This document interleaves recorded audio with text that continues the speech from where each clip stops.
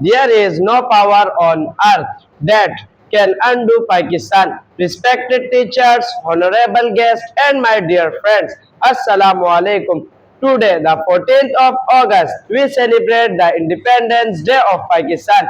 This is the day in 1947 when our forefather made history and gave us a separate homeland on the map of the world.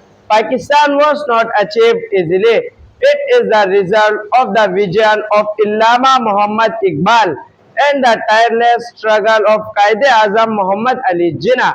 Our elders migrated with great sacrifice. Mothers lost their children, families were separated, and river of blood flowed.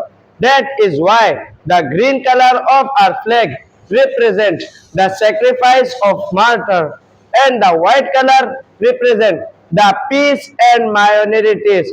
Today, we are breathing in a free air because of them. Faith, unity, discipline. These three words are the foundation of our nation. My dear friends, after 78 years, Pakistan is facing many challenges like inflation, unemployment, and lack of education. But we should not lose hope. Kite gave us a formula to solve all problems. Faith means honesty in our work. Unity means forgetting our differences and becoming one nation. Discipline means following laws and rules.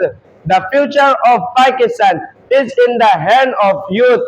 We students must study hard, learn science and technology, plant trees, keep our country clean, and stand against corruption. We salute our brave armed forces who are protecting our borders day and night.